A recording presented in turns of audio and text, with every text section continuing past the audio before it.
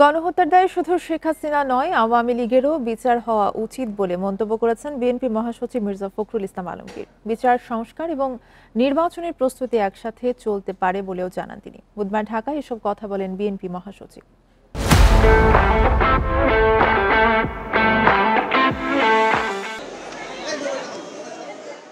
অসুস্থ বিএনপি চেয়ারপারসনের উপদেষ্টা ডাক্তার আব্দুল কুদ্দুস ও অধ্যাপক ডাক্তার সিরাজউদ্দিনকে দেখতে রাজধানীর নিউরোসায়েন্স হাসপাতালে যান বিএনপি মহাসচিব মির্জা ফখরুল ইসলাম আলমগীর।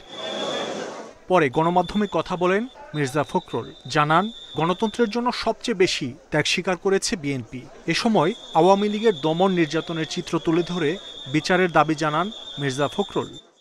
যারা ফ্যাসিবাদের পক্ষে কাজ করবে, বিশেষ করে আওয়ামী লীগ কাজ করেছে, তাদের প্রতিটি ব্যক্তির শাস্তি হওয়ার প্রয়োজন। তাদেরকে নিয়ে আসা উচিত আপনার আইনের আওতায়। শেখ হাসিনা তিনি এককভাবে, আমি মনে করি, responsible for the killing of thousands of people এবং যেন টর্চার এগুলোর জন্য তিনি দায়ী। তার বিচার ইতিমধ্যে শুরু হয়েছে।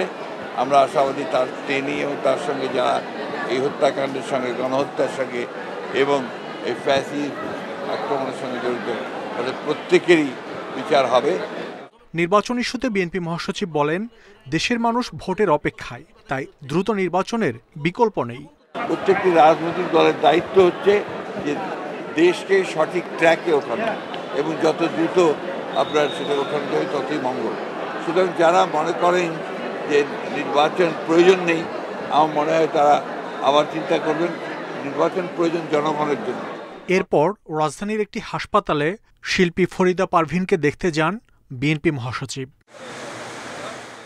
মাহমুদ শরীফ, ইন্ডিপেন্ডেন্ট নিউজ, ঢাকা।